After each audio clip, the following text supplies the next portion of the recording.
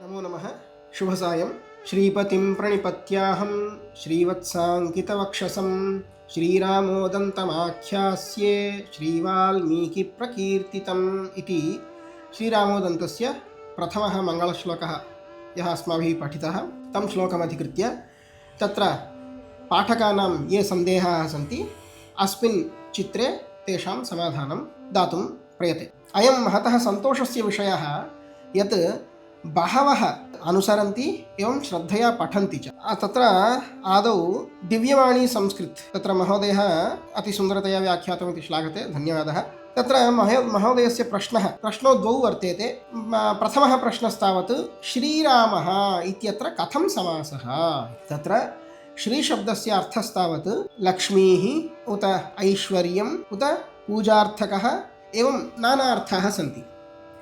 तर्हि अत्र श्रीरामः इत्यत्र द्विधा समाधानं वक्तुं शक्यते। श्रिया सहितः श्रीसहितः इति तृतीया तत्पुरुषं कृत्वा तदनन्तरं श्रीसहितः रामः श्रीरामः इति मध्यमपदलोपि समासं कुर्मश्चेत् श्रीरामः नाम लक्ष्मीविशिष्टः श्रीविशिष्टः रामः इति अर्थः सिद्ध्यति। श्रीरामः वास्तविकः स एव, अस्माभिः विवक्षितः अपि अर्थः स एव। नो चेत् श्री शब्दस्यैव श्रीमती लक्षणा कर्तुं शक्यते। यथा गङ्गायां घोषः इत्यत्र गङ्गापदस्य तत्तीरे लक्षणा स्वीक्रियते, तद्वत् अत्रापि श्री इति शब्दस्य श्रीमती भगवती श्रीरामे लक्षणां स्वीकृत्य श्रीश्च असौ रामश्च, श्रीनाम श्रीविशिष्टः इत्येव अर्थः। तदेव शाब्दम् अर्थं पश्यामश्चेत् नाम शब्दात् कथं लभ्यते इति चेत् मध्यमपदलोपि समासः। कोऽयं मध्यमपदलोपि समासः, ये शास्त्रं न पठितवन्तः तेषां सन्देहः स्यात्। तत्र कौमुदीं ये पठितवन्तः ते जानीयुः। मुखनासिका वचनोऽनुनासिकः इति अत्र सूत्रे मुखसहिता नासिका मुखनासिका इति मध्यमपदलोपि समासः कृतः। तद्वत् अत्रापि श्रीसहितः रामः श्रीरामः इति अस्माभिः समाधातुं शक्यते। द्वितीयः प्रश्नः, अत्र प्रायः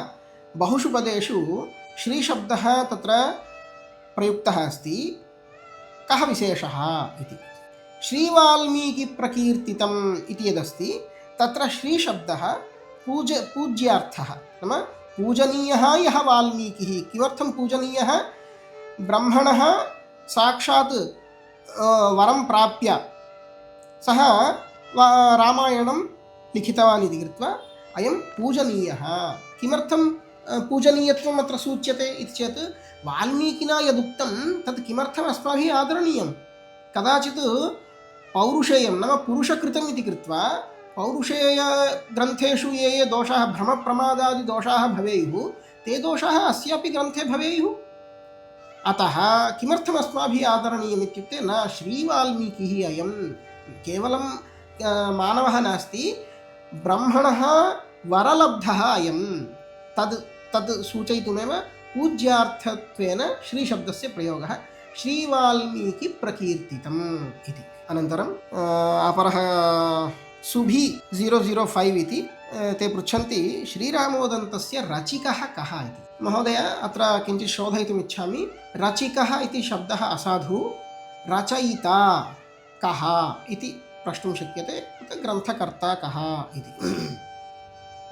अत्र श्रीरामोदन्तस्य रचयितुः विषये किमपि स्पष्टं न ज्ञायते, यतोहि स्पष्टः उल्लेखः कुत्रापि न दृश्यते काव्ये वा कुत्रचित्। अतः अज्ञातकर्तृकः इत्येव अस्माभिः तत्र तथैव स्वीक्रियते। एवम् अन्ये ये केपि पाठं पठित्वा श्लाघितवन्तः सर्वेभ्यः महान् धन्यवादः।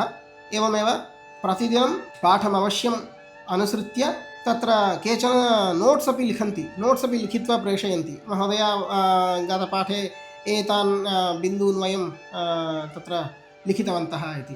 तद्वत् सम्यक् पठित्वा भवतां संस्कृतज्ञानस्य वर्धनं भवतु इति अहं प्रार्थये।